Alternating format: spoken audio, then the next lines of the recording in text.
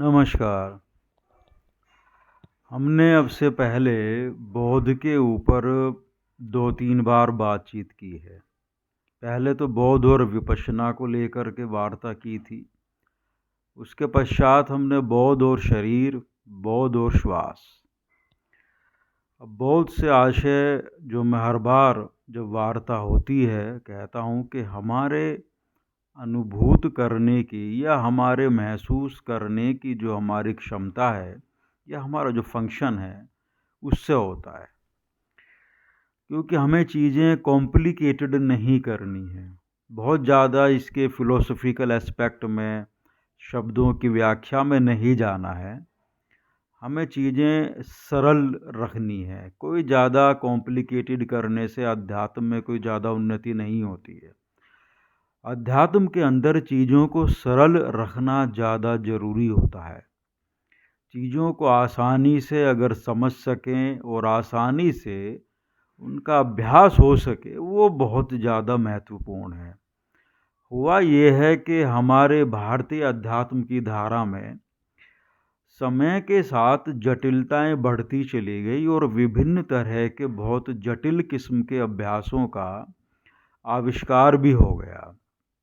मैं ये नहीं कहता कि वे काम करते हैं या नहीं करते हैं। काम तो सभी तरह के अभ्यास करते हैं, कितना भी ऊट-पटांग दिखाई दे, लेकिन सरल रखना बहुत आवश्यक है। क्योंकि अध्यात्म को सरल होना ही होगा। अगर वो सरल नहीं है तो जन समाज के अंदर या साधकों के अंदर अब इतनी सामर्थ्य नहीं बची है कि वो जटिलताओं को स्वीकार करके अभ्यास कर सकें। बौद्धिक रूप से तो जटिलताएं स्वीकार की जाती हैं और उनको रखा जाता है और व्यक्ति को एक किस्म का बौद्धिक आनंद भी प्राप्त होता है।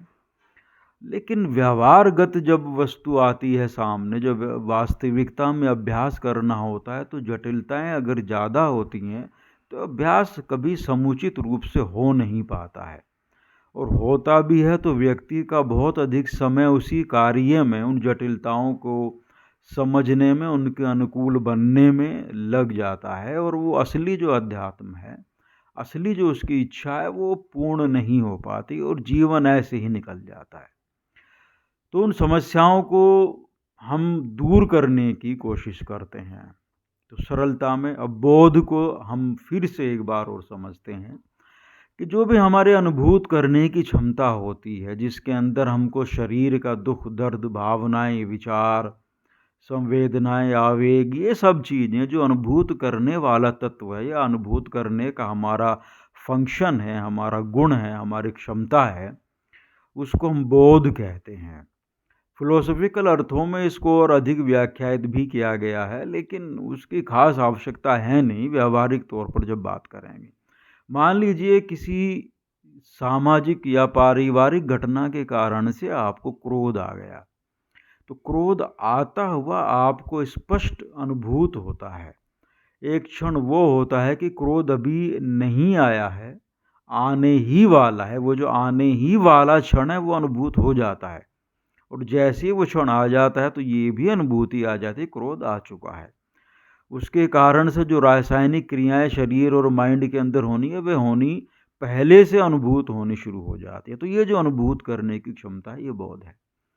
हमने अब तक बात की थी विपश्यना पर, शरीर पर, श्वास पर। श्वास पर आगे और भी बात होगी, क्योंकि श्वास पर बात करना अत्यंत आवश्यक है। और अध्यात्म के साधकों को विकास करने के लिए, ऊर्जा को समझने के लिए श्वास को समझना और श्वास को अपने बोध के अंतर्गत रखना बहुत ही आवश्यक है। क्योंकि श्वास का गुण है कि वह ऐच्छिक भी हो सकती है कुछ सीमा तक और वो अनैच्छिक भी रह सकती है अगर उसको एज इट इज़ छोड़ दिया जाए। लेकिन आज बात करते हैं थोड़ा बोध और मन की, माइंड की। माइंड वो वस्तु जिसको अध्यात्म के साधकों को सर्वाधिक तंग करने का एक कार्य होता है। मन किसी के वश में नहीं होता है। अध्यात्म के साधकों की बहुत बड़ी समस्या होती है, उनको मन को वश में करना होता है, नियंत्रण करना होता है, एकाग्र करना होता है। अब मन ठहरा अपना मनमोजी, वो तो नहीं आने वाला काबू में। करते रहो अभ्यास।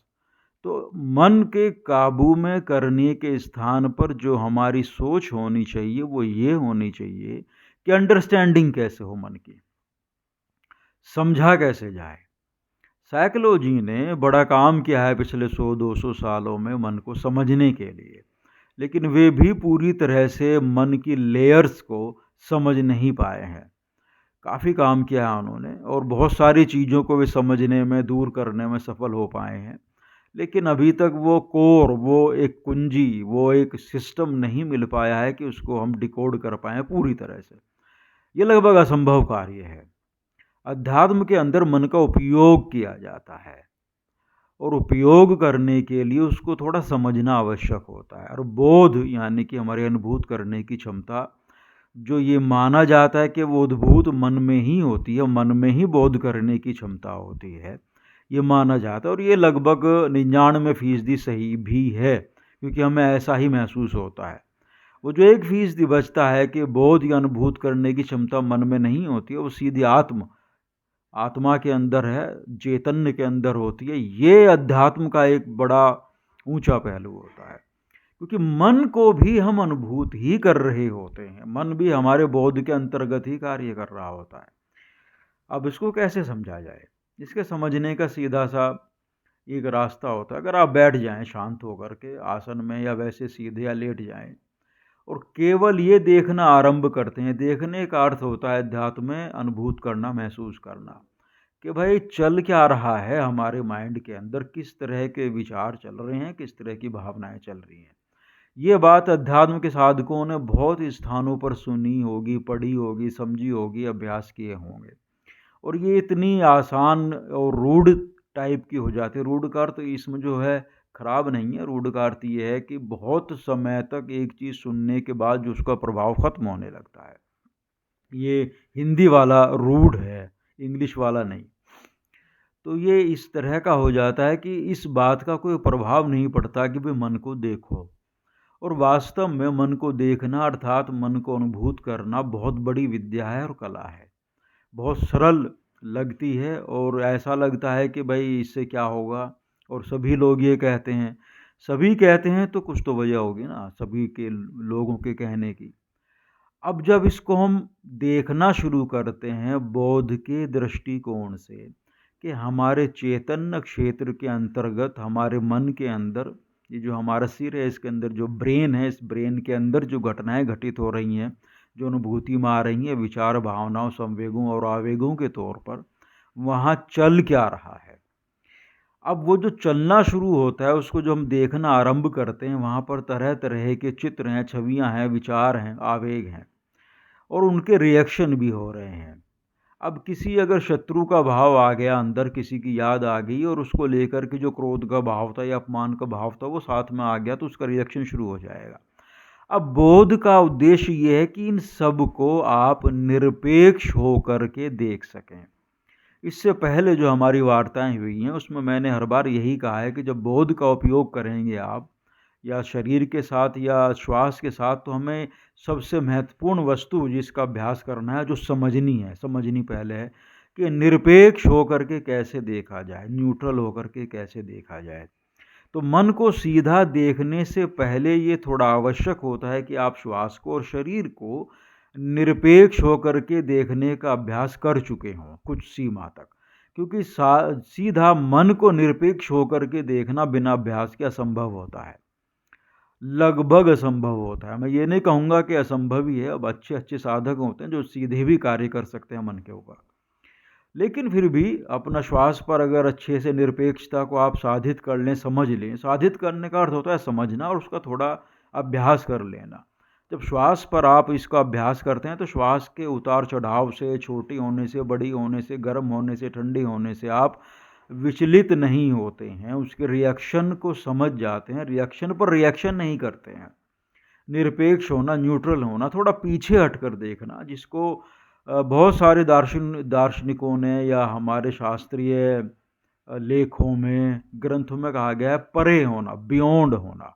वो बियॉन्ड होने का अर्थ सिर्फ इतना होता है कि आप निरपेक्ष हो गए हैं, आप उसमें हस्तक्षेप नहीं कर रहे हैं, आप सरलता से उसको जाने दे रहे हैं, आने दे रहे हैं। जब आप श्वास को आने जाने देते हैं और उसका एक कुछ समय तक अच्छा अभ्यास हो चुका होता है आपका, तो मन को भी अंदर जो भाव हैं, विचार हैं, उनको आने जाने देने की क्षमता आपके अंदर पैदा हो जाती है। इस पूरी प्रक्रिया का जो शरीर और श्वास की है, यही उद्देश्य होता है कि मन को निरपेक्ष होकर देखने की क्षमता हमें मिल जाए, वो हम समझ जाते हैं। देखिए, इसमें समझ का ज़्यादा इस्तेमाल होता है, अंडरस्टैंडिंग का। बहुत अंडरस्टैंडिंग पर चलता है, चल तो वो रहा ही है, लेकिन उसको समझ जाएं तो अभ्यास सरल हो जाता है। बिना समझे भी अगर अभ्यास करेंगे, कुछ समय बाद वो समझ में आने लगता है। तो समझ कर करते हैं, बुद्धि का इस्तेमाल करते हैं, उसमें ज़्यादा फायदा होता है, तीव्रता आ जाती है। तीव्रता न भी आए कोई दिक्कत नहीं है, कुछ समय के बाद अभ्यास के द्वारा समझ पैदा हो जाती है। देखिए, विजडम जो है वो अलग चीज़ होती है, और वो अभ्यास से और समझ से मिल करके, अनुभव से मिल करके उत्पन्न होती है।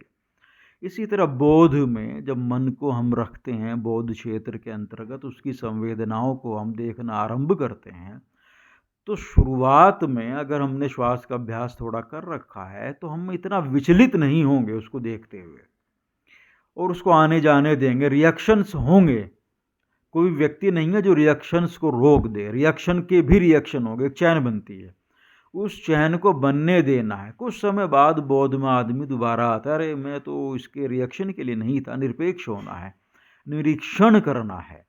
तो वो धीरे धीरे निरपेक्ष रूप से निरीक्षण करने की जो कला है वो उसके अंदर उत्पन्न होने लगती है, वो देखने लगता है। इस तरह देखते हुए अब उसमें होता क्या है कि अगर ज़्यादा मन परेशान करने लगे तो श्वास पर आ जाइए, कुछ समय के लिए श्वास को देखिए। जब श्वास शांत हो जाए, ये लगे हाँ थोड़ी शांति आ गई, दोबारा से मन पर शिफ्ट हो जाइए।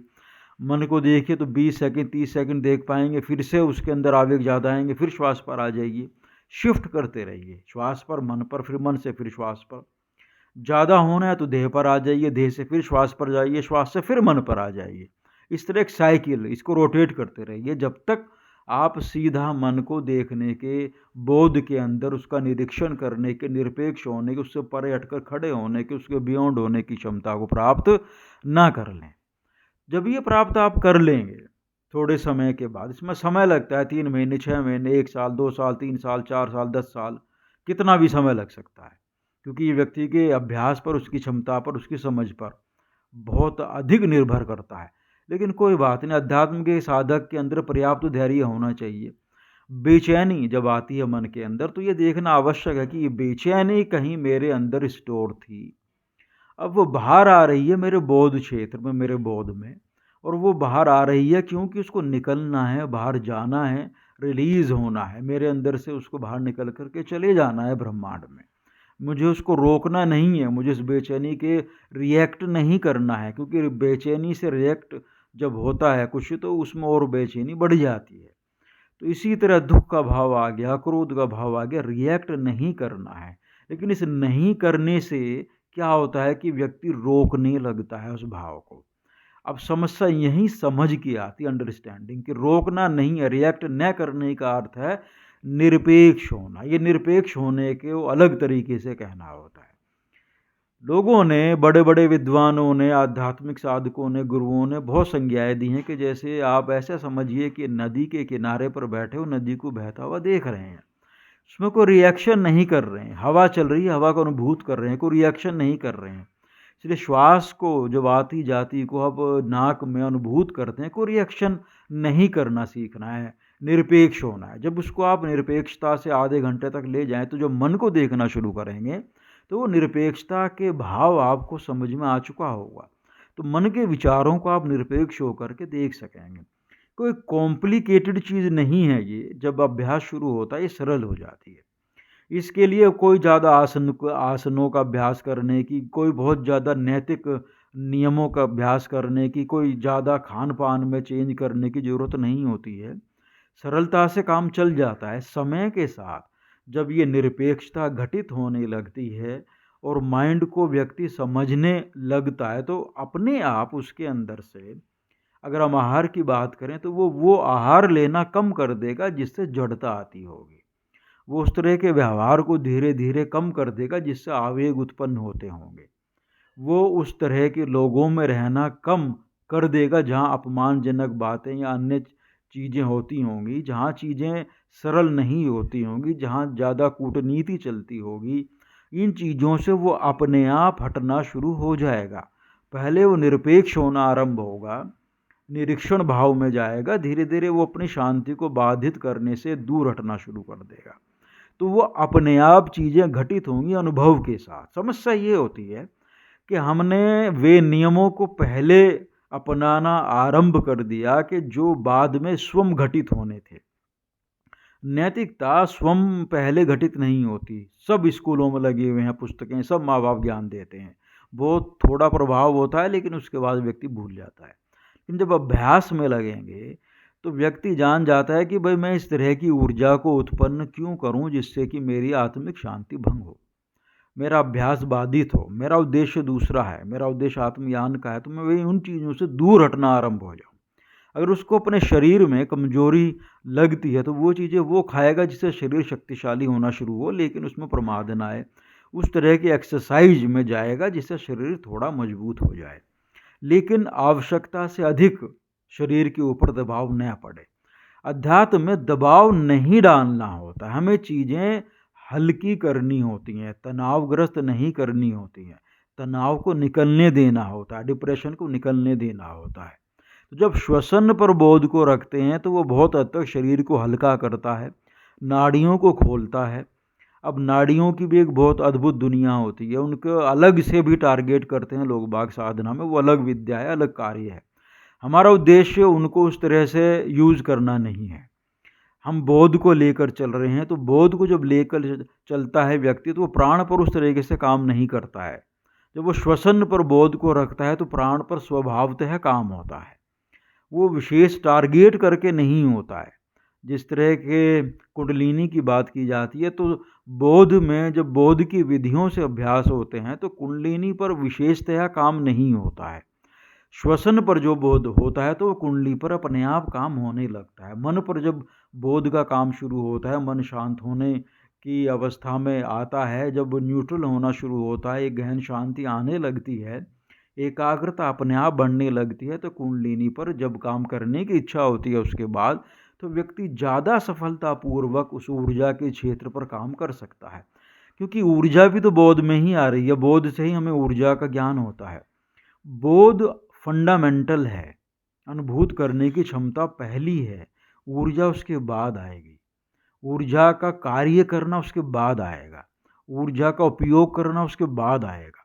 एकाग्रता भी बोध में घटित होती है, वो उसके बाद आएगी। फंडामेंटल चीज़ है बोध, अवेयरनेस बोलते हैं इसको, और बौद्धों में अवेयरनेस को लेकर बहुत काम किया गया है। तिब्बती बौद्ध धर्म में, जो हमारे यहाँ की एक शाखा है वैसे, उसमें उन्होंने अवेयरनेस को लेकर के बहुत सारी ध्यान विधियों का खोज किया है। बुद्ध ने तो उस पर काम किया ही था, उन्होंने ऊर्जा पर उस तरह से काम न करके उस पर वे असफल से हो गए थे। ऊर्जा को लेकर जो भट्ट योग और अन्य योगों का उन्होंने सघन अभ्यास किया था अपने जीवन में, लेकिन जब उन्होंने बोध पर काम किया, जो बाद में सुजाता के माध्यम से चीज़ हुई, सुजाता की जो कहानी है वो अलग है वास्तव में, जो लिखी जाती है उससे। उन्होंने बोध पर जब काम किया श्वसन के माध्यम से, और जब वे श्वसन पर बोध को सफलतापूर्वक कर पाए, बहुत अच्छे से उनको कला अच्छी विकसित हो गई, तब उन्होंने अपने मन के ऊपर काम किया। जो कहा जाता है कि बोधि वृक्ष नीचे 8 दिन बैठे रहे, 8 दिन उन्होंने बोध को इतना सघन और इतना विस्तारित कर दिया कि मन के उनकी समस्त लेयर्स खुलती चली गई, उनको समस्त बोध समस्त ज्ञान होता चला गया जो छुपा हुआ था उनके अंदर ही। चेतना का अनंत विस्तार उनके बोध के माध्यम से होता चला गया, इसलिए बुद्ध कहलाए। तो वो अलग कहानी हो जाती है अलग, लेकिन हमारा जो उद्देश्य इसमें है, हमारे यहाँ बोध को अन्य शब्दों में लिया गया अद्वैत वेदांत में, साक्षित्व या साक्षी या दृष्टा होना, बोध का ही खेल है, बोध ही है, लेकिन शब्द अलग हो गए, काम एक ही है। अद्वैत वेदांत पर भी हमारी बाद में चल के कुछ वार्ताएं होंगी, लेकिन फिलहाल ये है कि बोध और मन। तो मन में बाद में चल के ये समझ में आ जाता है कि मन और श्वास और मन और शरीर कोई अलग नहीं है, ये एक ही तत्व के 3 अलग अलग आयाम हैं, लेकिन हम तीनों को एक साथ कवर नहीं कर सकते हैं। जब बोध विकसित हो जाता है, क्षमता हमारी बढ़ जाती है, तो तीनों पर एक साथ काम हो सकता है। अच्छी तरह जब बोध पर काम हो जाता है तो व्यक्ति मनोभावों पर बोध को रखते हुए, यानी उसके बोध में मनोभाव भी घटित हो रहे हैं, उसके बोध में आ रहा है, श्वास भी घटित हो रही है, उसके बोध में आ रहा है, और शरीर के अंदर होने वाले स्पंदन भी उसके बोध में आ रहे हैं। तीनों एक साथ आ रहे हैं, एक साथ चीज़ें चल रही है, और वो तीनों का निरीक्षक हो जाता है, वो तीनों का अनुभव करता हो जाता है। अनुभवकर्ता के अंदर ही अनुभव एक साथ घटित हो रहा होता है तीनों आयामों का, और उसका बोध उनसे निरपेक्ष रहते हुए अत्यंत स्थिर होता है। बोध का स्थिर होना आवश्यक है। अगर बोध स्थिर नहीं है तो कुछ चीज़ समझ में नहीं आएगी बाहर संवेदना में, और बोध स्थिर ही होता है स्वभावतः। अगर वो स्थिर नहीं होगा तो कोई भी संवेदना बोध के अंदर आने के बाद आपको अनुभूति नहीं होगी। तो वो पहले से अत्यंत स्थिर है, बिल्कुल शांत है, गहरे समुद्र की तरह, उसी तरह फैला हुआ है। तो बोध और मन के अंतर्गत ये चीज़ें आपको समझनी होती हैं। इसमें ज़्यादा दार्शनिक चीज़ों की आवश्यकता नहीं होती है, बड़े बड़े लोगों को समझने की आवश्यकता नहीं होती है अभ्यास करने। जितना सघन अभ्यास, जब अभ्यास अच्छा हो जाता है, व्यक्ति बोध को समझ लेता है, तो चलते फिरते हुए उसके जो जितने संवेदनाएं घटित हो रही हैं, आमने सामने, आगे पीछे, अंदर बाहर, सब उसके बोध क्षेत्र में हो रही हैं घटित। जो वार्ता चल रही है सब बोध क्षेत्र में चल रही है। तो वो निरपेक्ष रह सकता है, न्यूट्रल रह सकता है। जो न्यूट्रल शब्द का इस्तेमाल और निरपेक्ष शब्द का इस्तेमाल होता है बार बार, ये समझना बहुत आवश्यक है। हो सकता है व्यक्ति को बोरियत आने लगे कि भाई इन्हीं शब्दों का इस्तेमाल, एक ही बात बार बार इसलिए की जाती है कि उसको समझ पाएं। केवल बौद्धिक ज्ञान लेने के लिए तो इतना काफ़ी है, लेकिन इसमें अगर गहराई में जाना होगा तो अभ्यास अत्यंत आवश्यक है। बैठना होगा 10 मिनट, 12 मिनट, 15 मिनट, 1 घंटा, 2 घंटा, 5 घंटा, जिस पर जितना समय है, जितना समय दे सकें। जब एक बार बोध की अंडरस्टैंडिंग हो गई, वो अनुभूति में आ गया कि हाँ ये चीज़ है, उसके बाद चलते फिरते आप बोध में हैं, तो वो एक गहन गहराई और एक गहन शांति को देने का आयाम खुल जाएगा। ये बाद में चल करके निर्विकल्प समाधि का एक रास्ता खोल देता है। निर्विकल्प का सीधा सा आशय होता है बोध पूर्ण रूप से उपस्थित है, बोध के सामने कोई विकल्प उपस्थित नहीं है। बोध अब किसी विकल्प की अनुभूति में नहीं है, वो अपनी ही अनुभूति में है। जो उसकी अपनी अनुभूति होती है वह शून्यता से, खालीपन से प्रारंभ होती है। तो इसलिए बौद्धों ने एम्प्टीनेस पर बहुत जोर दिया है। उन्होंने ये नहीं कहा ये अंतिम है, उस पर जोर दिया है। वो है, आरंभ वहीं से होता है। उस एम्प्टीनेस में बहुत कुछ है, लेकिन वह है बोध के क्षेत्र में ही। जो भी एम्प्टीनेस घटित हो रही है वो कहाँ घटित हो रही है? बोध में। बोध ना हो तो उसका कोई आभास नहीं होगा। तो ये जो अनुभव करने की क्षमता है, अनुभूति की क्षमता से बोध कहते हैं, इसमें मन के ऊपर जब रखें, क्योंकि मन से ही अंदर गहराई की तरफ चलना आरंभ होगा। मन अपनी परतें खोलेगा, और अध्यात्म में अपनी परतें मन खोलते खोलते एक उस स्थान पर पहुंचता है जहां मन के अस्तित्व के न होने की अनुभूति हो जाती है, मन के मूल की अनुभूति हो जाती है कि मन उद्भूत कहाँ से हो रहा है। मालूम वो बाद में चलता है, वो आगे के गहन विषय हो जाते हैं, वो साधक के लिए होते हैं, बौद्धिक खेल के लिए नहीं होते हैं। तो आज इतना ही। बौद्ध के ऊपर आगे भी चीज़ें रहेंगी, और आगे आने वाले टाइम में एक ध्यान का वीडियो भी मैं सोच रहा हूँ जो बौद्ध की विधि के अनुसार होगा, जिससे कि साधकों को आसानी रहे। धन्यवाद।